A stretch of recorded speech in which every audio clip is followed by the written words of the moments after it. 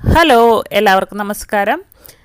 അപ്പോൾ എല്ലാവർക്കും നമ്മുടെ ചാനലിലോട്ട് സ്വാഗതം. ഇന്നത്തെ വീഡിയോ ഒരു നൈറ്റ് ടൈം കിച്ചൺ ക്ലീനിങ് റുട്ടീനാണ്. അപ്പോൾ നമ്മൾ രാത്രിയിൽ കുറച്ച് കാര്യങ്ങൾ ചെയ്ത് വെച്ചാൽ നമ്മുടെ മോർണിംഗ് നമുക്ക് ഈസി ആയിട്ട് കാര്യങ്ങൾ ചെയ്ത് തീർക്കാൻ പറ്റും. അപ്പോൾ എന്തൊക്കെ കാര്യങ്ങളാണ് ഞാൻ നൈറ്റ് ടൈമിൽ ചെയ്ത് വയ്ക്കുന്നത്, രാവിലത്തെ ജോലികൾ എളുപ്പത്തിൽ തീർക്കാൻ വേണ്ടിയിട്ടുള്ള കുറച്ച് കാര്യങ്ങളാണ് നൈറ്റ് ടൈമിൽ നമ്മൾ ചെയ്ത് വെക്കേണ്ടത്. അപ്പോൾ ജോലിക്ക് പോകുന്നവരുണ്ടാവാം, അതുപോലെ തന്നെ കുട്ടികളുണ്ടാവാം. അപ്പോൾ അവരുടെ പിന്നാലെയൊക്കെ നേരം വെളുക്കുമ്പോൾ കിടന്ന് ഓടേണ്ടി വരും. അപ്പോൾ ആ ടൈമിൽ നമുക്ക് ജോലി ചെയ്യാനൊന്നും നേരം കിട്ടില്ല. അതുപോലെ തന്നെ കുഞ്ഞു കുട്ടികൾ സ്കൂളിൽ പോകുന്ന കുട്ടികളുണ്ടാവാം. അപ്പോൾ അങ്ങനെയുള്ള വീട്ടമ്മമാർക്ക് ഒക്കെ ഹെൽപ്ഫുള്ളായ കാര്യങ്ങളാണ് ഇതിൽ പറയുന്നത്. അപ്പോൾ നിങ്ങൾ ഇതൊക്കെ ചെയ്യുന്നതായിരിക്കാം. ചിലവർക്ക് ഇങ്ങനത്തെ കാര്യങ്ങളൊന്നും ടിപ്പുകളൊന്നും ട്രൈ ചെയ്ത് നോക്കിയിട്ടുണ്ടാവില്ല കേട്ടോ. അപ്പോൾ അവർക്ക് വേണ്ടിയിട്ടാണ് ഈ വീഡിയോ. അപ്പോൾ നിങ്ങൾക്ക് വീഡിയോ ഇഷ്ടമാവുമെന്ന് വിചാരിക്കുന്നു. രാത്രിയിലേക്ക് കുറച്ച് ചോറേ ഇരിക്കണുള്ളൂ, അതുകൊണ്ട് തന്നെ ഞാൻ കുറച്ച് ദോശയും കൂടി ഉണ്ടാക്കാമെന്ന് വിചാരിച്ചു. അപ്പോൾ ഇന്ന് ചോറ് വെച്ചിട്ടില്ല, തലേസത്തെ ചോറുണ്ടായിരുന്നു ബാക്കി. അപ്പോൾ അതാണ് ഉച്ചയ്ക്ക് ഉണ്ടാക്കിയത്. അപ്പോൾ ഉച്ചയ്ക്ക് മക്കൾ ചോറ് കഴിച്ചില്ല, പാവ് വാങ്ങിച്ചിട്ടുണ്ടായിരുന്നു, അതും മീൻകറിയും കൂടിയിട്ടാണ് കഴിച്ചത് അവർ. അപ്പോൾ അവർക്കത് ഇഷ്ടമാണ്. പിന്നെ ബാക്കി ചോറുണ്ടായിരുന്നു, ബാക്കി ചോറ് കുറച്ച് ഇരിപ്പുണ്ട്.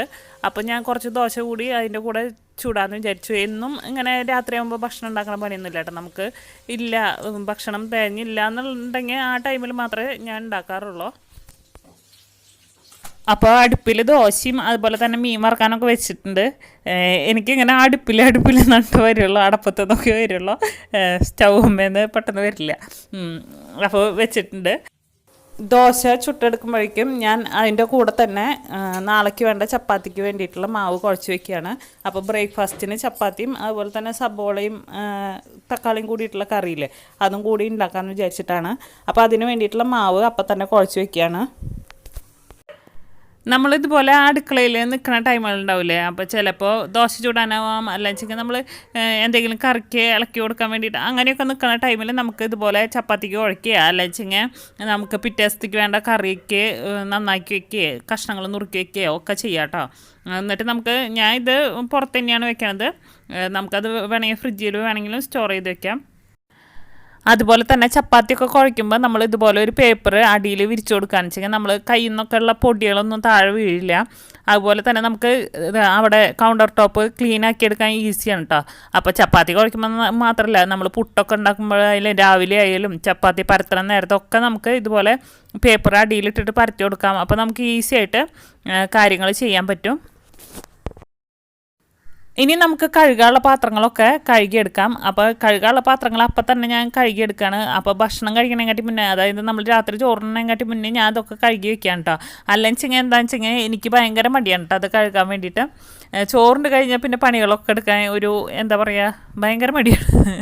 അപ്പോൾ ഉള്ള പാത്രങ്ങൾ അപ്പോൾ തന്നെ കഴുകി വയ്ക്കുകയാണ്. അത് കഴിഞ്ഞിട്ട് പിന്നെ നമ്മളിപ്പോൾ തന്നെ കഴുകി വെച്ചിട്ടുണ്ടെങ്കിൽ പിന്നെ ചോറിൻ്റെ കഴിഞ്ഞിട്ടുണ്ടെങ്കിൽ കുറച്ച് പാത്രങ്ങളല്ലേ ഉണ്ടാവുള്ളൂ. അപ്പോൾ അത് വിചാരിച്ചിട്ടാണ് ഇതൊക്കെ ഇപ്പോൾ തന്നെ കഴുകി വയ്ക്കണത്. അപ്പോൾ ഇങ്ങനെ ഊണ് കഴിച്ച് കഴിഞ്ഞിട്ട് പിന്നെ നമുക്ക് പണി എടുക്കാൻ മടിയുള്ളവർക്കാണെങ്കിൽ ഇത് നല്ല ഹെൽപ്പാവും കേട്ടോ. നേരത്തെ അത് നമ്മൾ കഴുകി വയ്ക്കുക. അതിന് ശേഷം പിന്നെ നമ്മൾ ഭക്ഷണം കഴിച്ച പാത്രം, അല്ലെങ്കിൽ കൂട്ടാനൊക്കെ എടുത്ത പാത്രം, അങ്ങനെ കുറച്ച് പാത്രങ്ങളേ ഉണ്ടാവുള്ളൂ.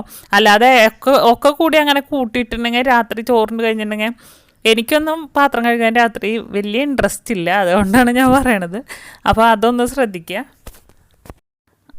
അപ്പോൾ പാത്രം കഴുകലൊക്കെ കഴിഞ്ഞു. ഇനി കൗണ്ടർ ടോപ്പ് വൃത്തിയാക്കി കൊടുക്കുക, അതുപോലെ തന്നെ സ്റ്റൗവ് ഒന്ന് വൃത്തിയാക്കി കൊടുക്കുക കേട്ടോ. അപ്പോൾ സ്റ്റൗവൊക്കെ ഉച്ചയ്ക്ക് തന്നെ ഞാൻ നമ്മളെ വിമ്മും അതുപോലെ തന്നെ ഇതൊക്കെ ഇട്ട് തേച്ച് കഴുകി കൊടുത്തതാണ്. അപ്പോൾ അത് കാരണം തന്നെ അധികം അതുമ്മ അഴുക്കൊന്നുമില്ല. അപ്പോൾ ഞാൻ വെറുതെ ഒരു തുണി നനച്ച് തുടച്ചു കൊടുക്കുന്നതേ ഉള്ളൂ. അതുപോലെ തന്നെ നമ്മളെ സൈഡ് വോളില്ലേ, അത് ഞാൻ എന്നും 3 നേരം എന്ന് പറഞ്ഞാൽ അത് ചെയ്യാറുണ്ട്. 3 നേരം ചെയ്തില്ലെങ്കിൽ ഞാൻ അതിലെന്തെങ്കിലും ഇപ്പം മീൻ വറക്കുമ്പോഴൊക്കെ എന്തെങ്കിലും തെറിച്ചിട്ടുണ്ടെങ്കിൽ അപ്പം തന്നെ ഞാൻ അത് തുടച്ചു കൊടുക്കും. അല്ലെങ്കിൽ അവിടെ വെള്ളയായ കാരണം ഭയങ്കര വൃത്തികേടാണ്. അപ്പോൾ ഞാൻ എൻ്റെ മിക്ക വീഡിയോയിലും ഞാൻ ഈ ഒരു കാര്യം പറയാറുണ്ട് കേട്ടോ. അപ്പോൾ അത് ഡെയിലി ചെയ്യണ കാര്യമാണ്. പിന്നെ സ്റ്റൗവും കൗണ്ടർ ടോപ്പും ഒക്കെ ഒന്ന് ക്ലീൻ ചെയ്തിട്ട് കൊടുത്തു.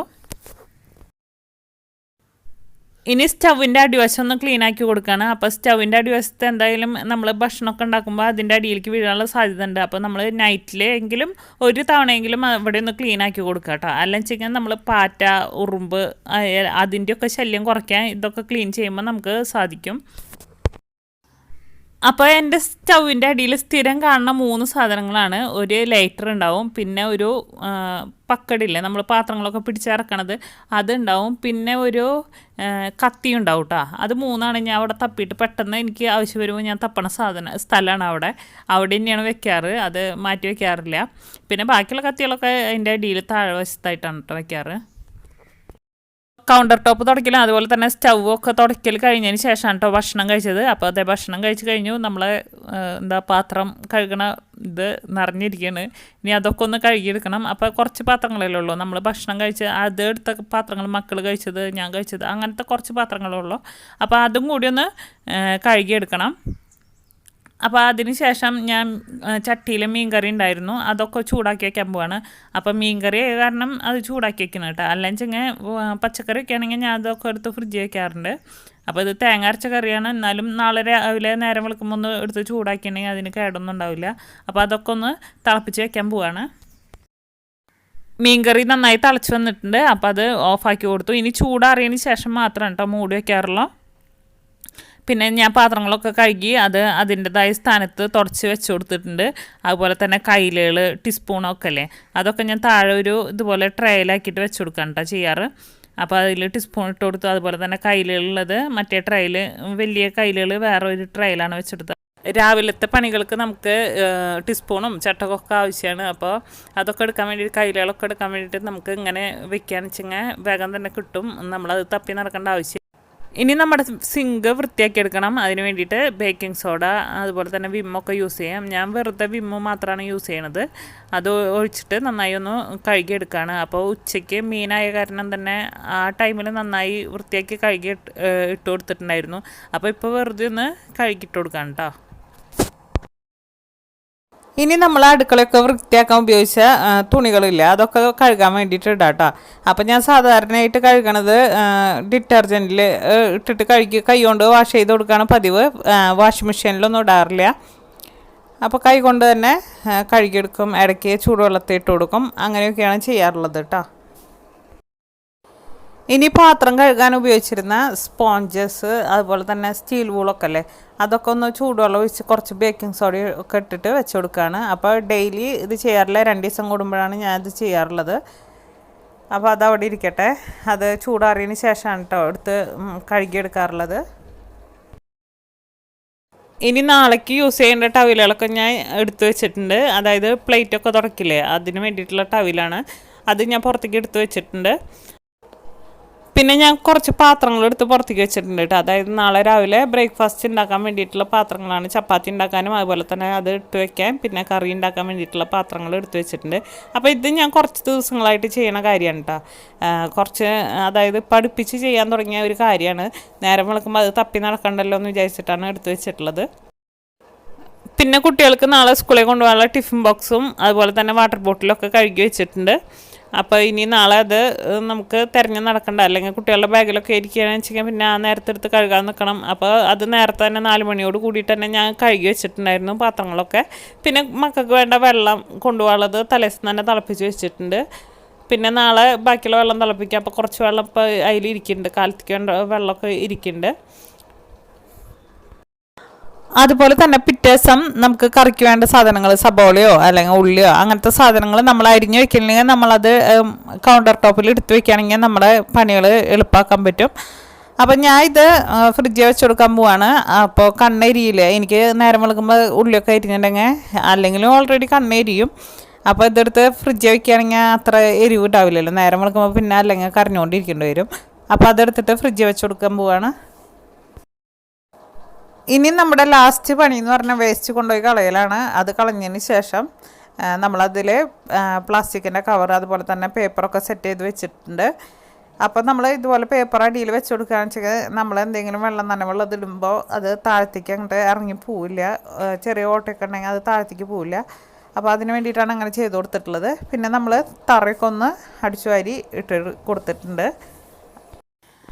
അതുപോലെ തന്നെ പിറ്റേ ദിവസത്തേക്ക് കടല, പരിപ്പ് പിന്നെ നമ്മളപ്പം തന്നെ കുക്കറിലിട്ട് അടിച്ചെടുത്താൽ മതിയില്ല. അതുപോലെ പയർ ഐറ്റംസൊക്കെ വേവിക്കണം വെച്ചെങ്കിൽ നമ്മൾ തലേദിവസം വെള്ളത്തിൽ ഇട്ട് വെക്കാറുണ്ട് അല്ലേ.